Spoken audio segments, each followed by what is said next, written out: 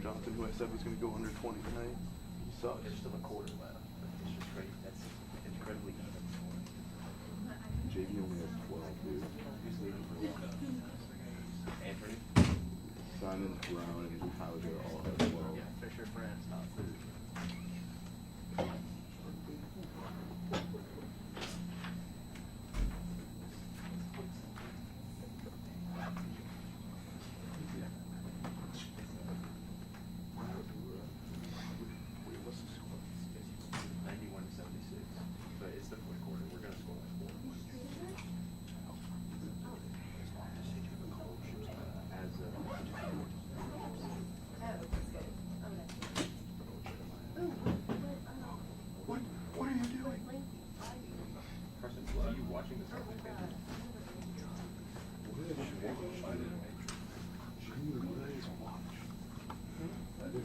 With 5 seconds on the clock, he takes it to the hoop. He tried in for a layup for 6. No way. Are you serious? Yeah. Did you see Auburn? Can't tell me they didn't have. This is like the most poorly executed thing I've ever seen in my life. My dad is missing. For Reservoir.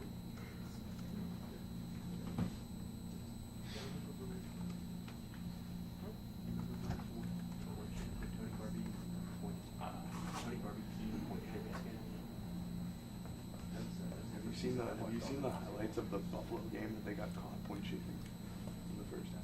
Did you see the kid play against tonight?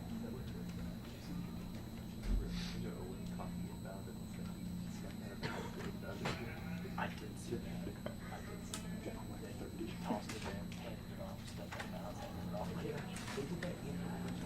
Yeah, with 0.6 or with 10 points. Would anyone like stats? So we can pass it down to you.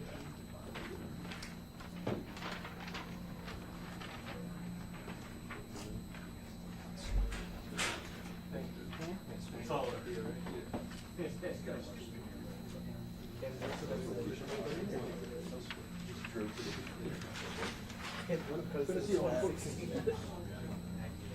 We just let him drive by. I mean, I would. They stopped, and all of a sudden it was like. Smart play. Yeah, we should run the clock. Like, I get running the field if you do it early in the possession. Yeah, they dribbled for 13 seconds. He was the third guy to touch the ball on the possession.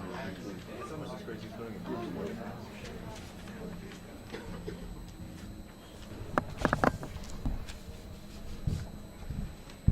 Thanks. I'll let Coach open up with public comments and take questions. Coach. You know, I think Auburn has an excellent basketball team. I thought we saw it on full display in the second half of tonight's game. We knew coming in that they were a real problem in terms of free throw attempts, getting to the foul line, their ability to attack the rim, get second shots, and do it in a variety of ways is really impressive. And we knew we had our hands full. We had no solution man-to-man, guarding individually, guarding as a team. We just really could not stop them in the second half. You know, there's not a lot of games where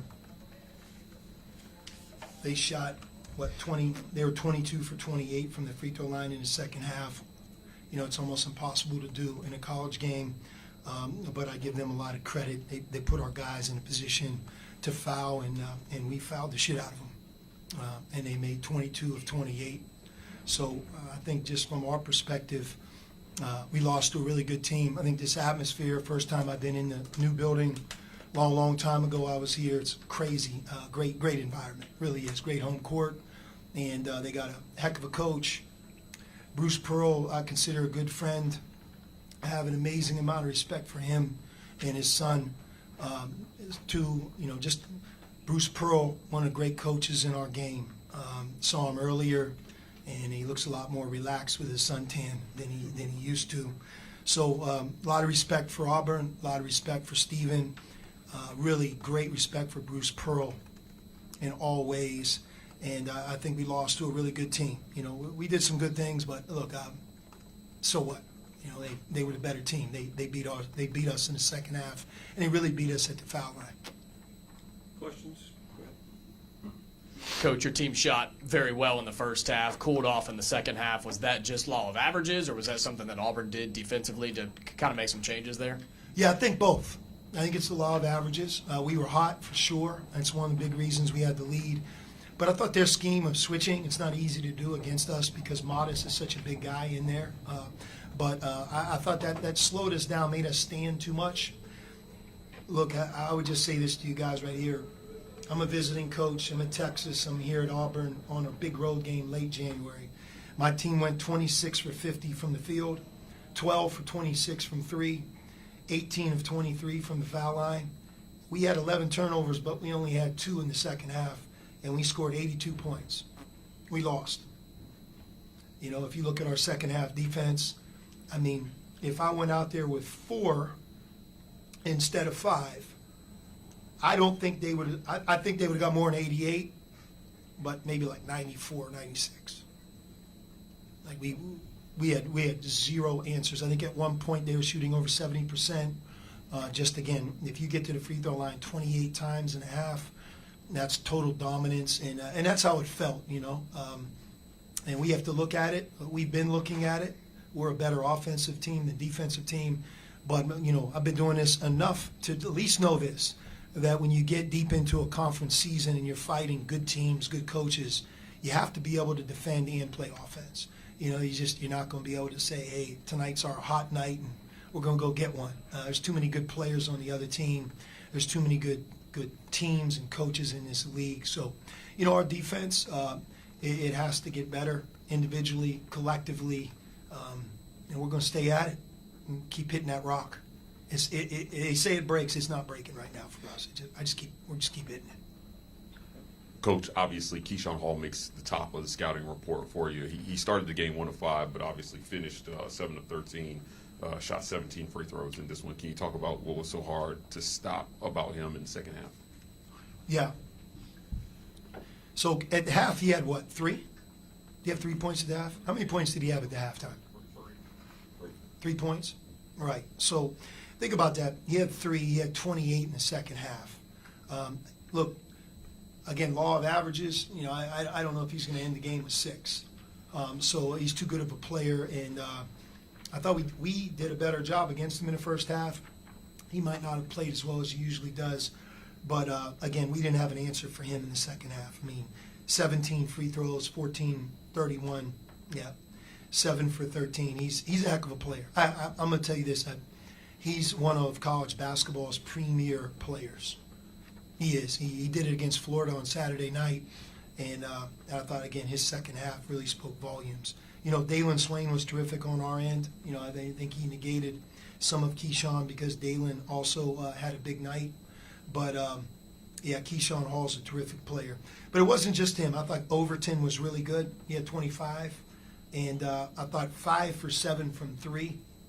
He got going on in that one stretch in the second half, which, again, they attack the basket so well. When they accompany that with some made threes, you know, it really makes it more dangerous. And, again, I really have a lot of respect for Auburn. I think they have an excellent team. I love the way they play. And we knew before we came that we were going to have to be able to defend without fouling. And we really have a way of fouling. There's no doubt about that. Anything else in the background of the floor? Coach, you mentioned Dalen Swain. You know, he's been a guy you've coached since Xavier. How much have you seen him grow, you know, in this league? You know, I've seen Dalen grow. It's kind of like a throwback story of how it once was, you know, where you recruit somebody as an 11th, 10th grader. You get to know them. You bring them on an official visit. You try to convince him that you're a coach, that we have a place that he can grow and develop and reach his dreams. And then he says yes. And you see this young freshman. Dalen came to us at Xavier at about 6'7", 178 pounds. So he's 6'7", 178. And today you saw him at 6'8", 220. And he's just incrementally, I would say, like every 3 to 6 months, summer included, just worked and gotten better and better and improved. And he's playing at a very, very high level right now. And it's great to see. Like all of our players, I think he can be even better defensively. But it's hard for me to say anything other than just a bunch of superlatives when a guy comes here at Auburn and gets 30, and he was 10 for 16 from the floor. Anything else in the middle, right here? Coach, is there anything specific that goes into what you say in the locker room for an SEC that is as wide open as it has ever been? When you go one night you look really well, one night you go on the road and not so much. How do you play that law of averages as we were talking about, just with that gauntlet of the SEC? Yeah, I think the group, the coaching staff, the head coach, the players, starters, the best players, have to just really be able to move from one day to the next, regardless. Big win, great performance, tough loss, last-second loss, road loss. You have to just really be able to move accordingly. And I think the team that does that really well has a great opportunity to continue to learn and grow and improve and be maybe more consistent. Not easy to do because as the month of March comes closer, there's a lot of things that can kind of steal a player's mind. And, that consistency, I think, is what we're all after as we head into February and March. But usually a team that gets better, those things you're not doing well, you start to see, like, guess what, that team right there, they're getting better. They're fixing whatever it is, a turnover problem. In our case, just a fouling problem. And that's what we have to do. So I think my message to our guys is it's so much about you learn, you own what just happened, you work collaboratively together with each other as a team, and you get ready for your next opportunity. And one thing about the SEC, man, there's certainly one waiting. We play at Oklahoma in about 10 hours. So we've got to go from here home, bounce back, and be ready to go. And they're playing really well. They've lost a couple tough ones, but we know that'll be a tough game as well. But on our end, I know you guys cover Auburn. We have to become a better defensive team to reach what we're trying to reach. We just do. We have a lot of answers on offense, and we're searching for answers on defense. Thank you all. Appreciate your time. Thank you, Coach.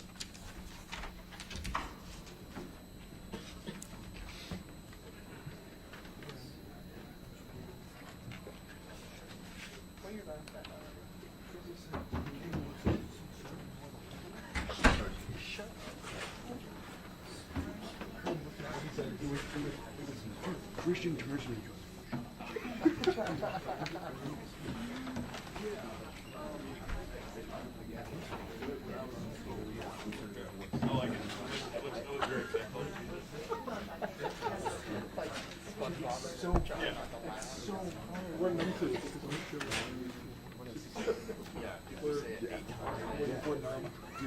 sometimes I say it like, sometimes I say it like 3 times going to break. It's like, I forget that I said it. Oh, yeah. Sending it to break is easily like one of the hardest things. You just say We just go for second half action, and all the man wanted to go back for second half action. Tell me partner of like a sports leader. So we have 10 seconds of dead air.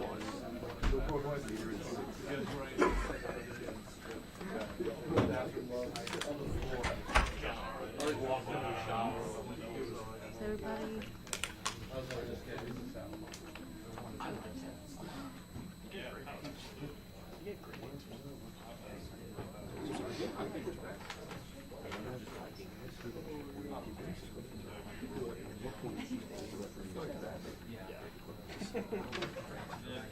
Tom was there, the coach, and Tom Reed thought it was going to be a fist fight. Cal, what do you want? Work.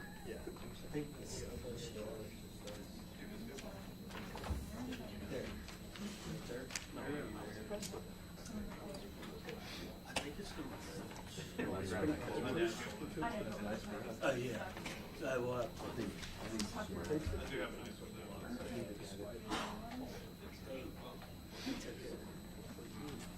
oh, I only need one. Oh, yeah. End up losing by 1. That's what great teams do.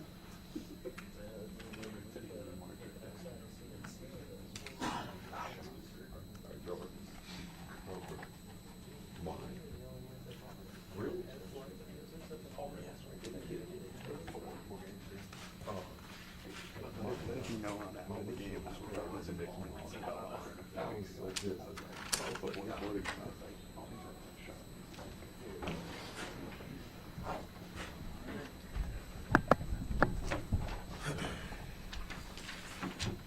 Just one note before we start.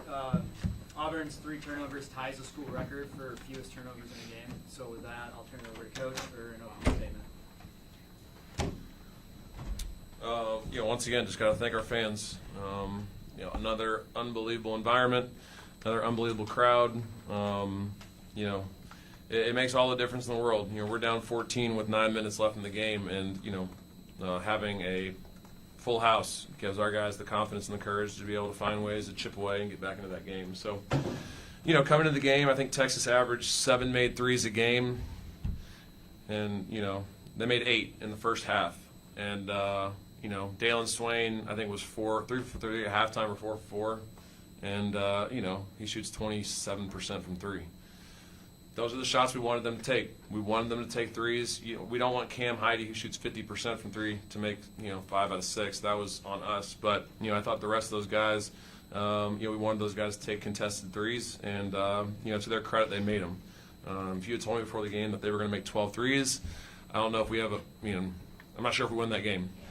I can tell you one thing for certain: our team a month ago would not have won that game with Texas making 12 threes. Coming at halftime, offensively in the first half, we were really not sloppy, but we just didn't execute well. Our spacing was really bad, and they did a really good job early of plugging gaps and doing a good job of guarding without fouling at the rim. And it led to us taking some really tough contested 2s, and we were looking for whistles, and instead of just going to score through contact. At halftime we get in there, and I'm like, guys, we should be down 20 right now, just based on how we played offensively and how well they played in the first half. To only be down 8, was huge. It felt a lot like Missouri. They made 7 threes in the first half on shots we wanted them to take. We just didn't respond well at Missouri. We just didn't come out with a lot of fire. We did a really good job, early in the second half. We cut the lead to 3. They then extend it back to 8. We get into a timeout, and, we had to figure out if we were going to bend, not break. And our guys hung in there and just kept chipping away.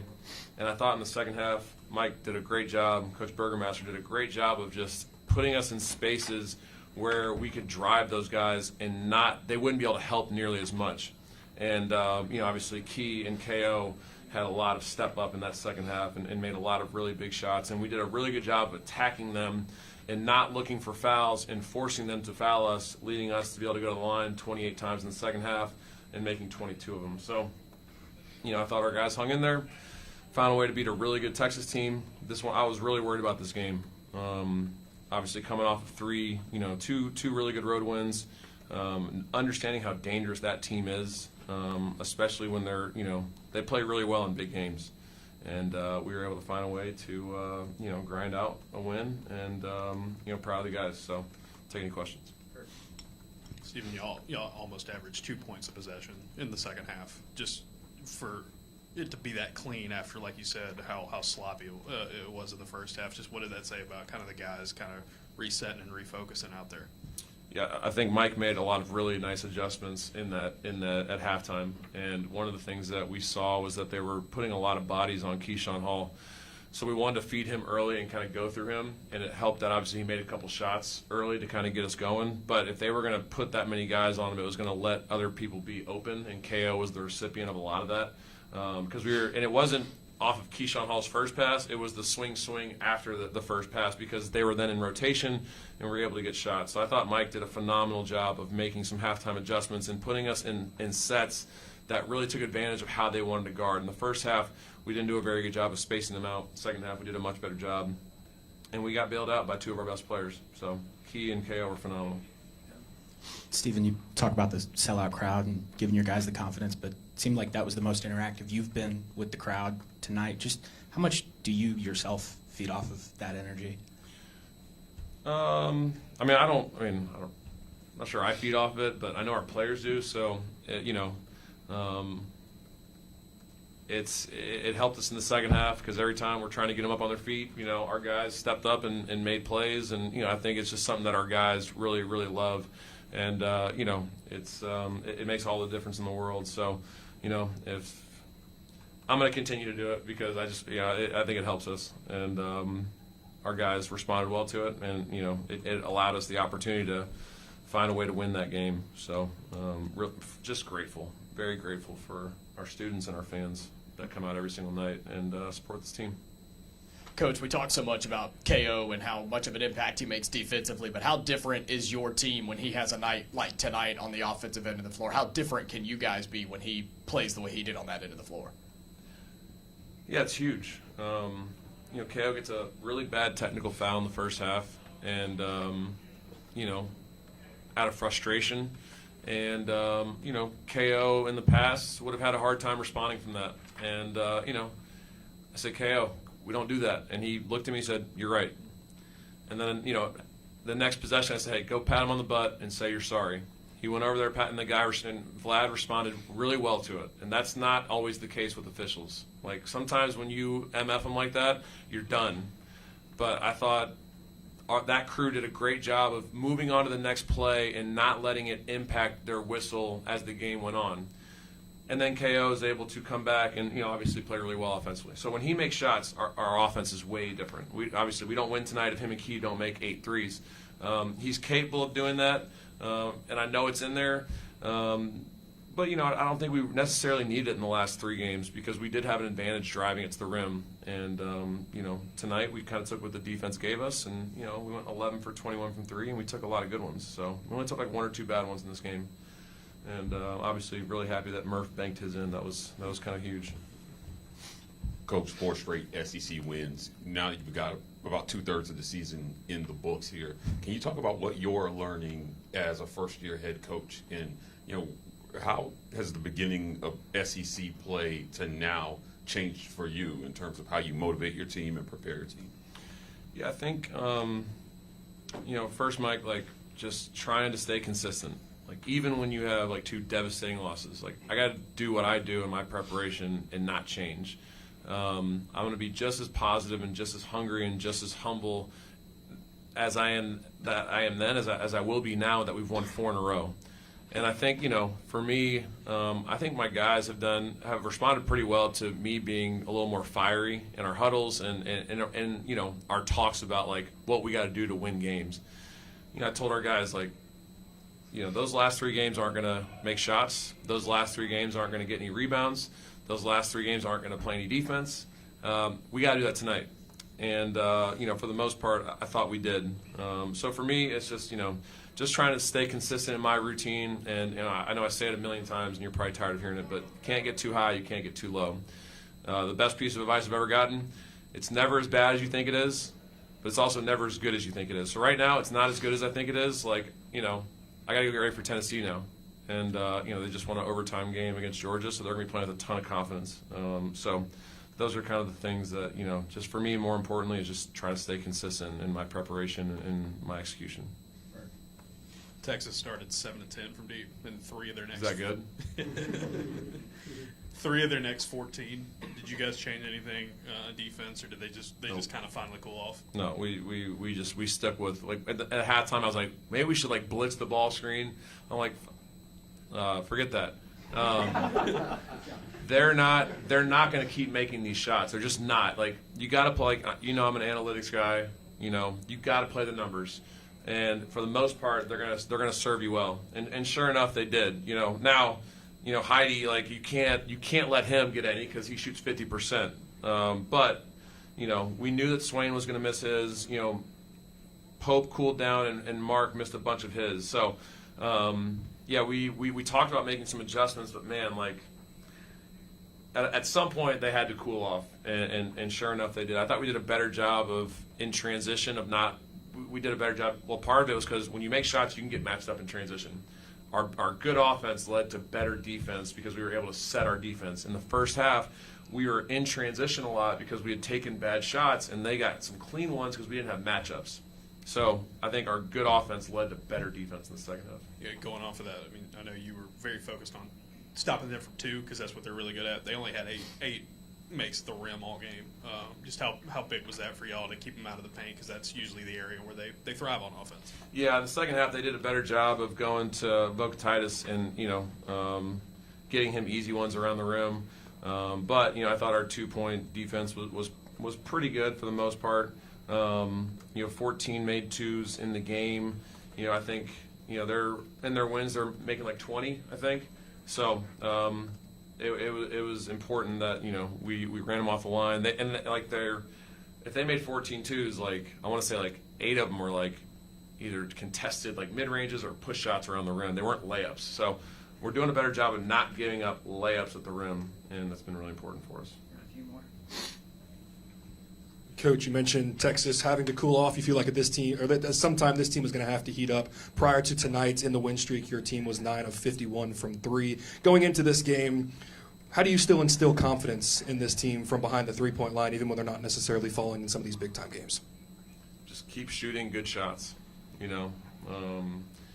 It's not something like we really talk about, because if we go 3 for 18 and we take 18 good ones, I'm not going to stop shooting threes because we're not shooting a good percentage. Now, people may read that and be like, what in the world is he talking about? But I know my team, and I know that, Kevin Overton is a career, damn near 40% three-point shooter. Elijah, before this rough stretch, was shooting 58% in his previous 5 games. Made a big one tonight on a drive draw dish from Key. And then obviously Keyshawn Hall is starting to heat up. So, Tahad continues to struggle. He's probably shooting like 18% in conference play from 3. And we're still, 14-7, 5-3. If he can, find a way to flip a switch, and here's the deal, I need him to continue to shoot those shots, because once they start going down, things can change for us. And, we're going to stay consistent with what we're doing, and shots will fall when they need to. There were a couple times specifically in the first half where it looked like Murph was kind of trying to get his teammates on the court composed when things weren't going the way that you all wanted them to. How important and how beneficial has his experience in the SEC been when y'all are in, sticky situations, tough games, or trying to come back from a bigger deficit? He's really emerged, Taylor, as a leader, and part of it is he's healthy now, so I think our guys are responding more to him because he's not out with injuries as much. Guys listen to what Murph has to say, and it's all really constructive and it's really positive, and it's stuff that our guys need to hear, because sometimes when we get in those tough spots, there can be some negative talk in huddles. That's just what happens with young men like that. Murph does a really good job of just trying to stay positive, stay on target, stay on task, and part of it is like you said, he's had experience in this league. Murph didn't have a great offensive game, but I thought he played his ass off for the most part, and battled with Vokatitis down there at 5, big rebounds in the game, and just continues to do the things that we ask him to do for us to win. We've won 5 out of 6, 4 straight because of his production and his just energy and his leadership. So we got to keep that going. Coach, kind of in line with Taylor's question, it felt like Vokatitis was really making the game physical, bringing a physical game to you guys. In the moment, the guys were kind of responding to that physicality. How are you managing the emotions of these teams when you find yourself in the tournament? Some guy gives a guy elbow, and then suddenly, you're in a situation where you need your guys to keep their cool here. Are you teaching them about those moments, in times like this? Yeah, I think our guys have done a really good job of just playing physically, in SEC play. We've outscored every team in the paint. I don't know if we did tonight. Nope. Dang it. But 7 out of 8, we've outscored teams in the paint. So but we got 29 free throws, so we did outscore them in the paint. We did a really good. Our guys seek out physicality, which is it's something I was worried about early in the year. I didn't know if we had that, but it's kind of become our MO, and that's something that we can't shy away from. So I thought our guys did a good job of staying composed. He's a monster down there, and there's a reason why he drew 11 fouls tonight. Holy crap! So he leads the country in fouls drawn in a 40-minute game. So his number just went up. Right? There's a reason why he does such a good job in those situations, and our guys, for the most part, did a good job of not letting it bother him. And just kind of getting on to the next play, and just kept throwing punches, and ultimately I think it kind of wore them down, and we were able to find a way to close the game out. So. Thanks, guys. Let's go.